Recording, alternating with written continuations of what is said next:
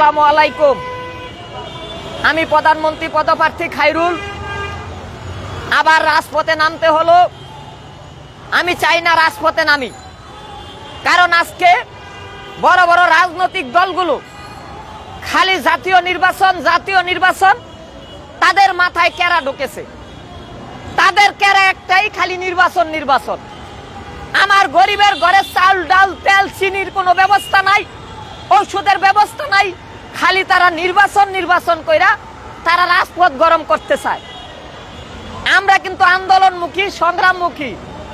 আমরাও কিন্তু নির্বাচনের দাবি করি, কিন্তু আমরা দাবি করি স্থানীয় নির্বাচন।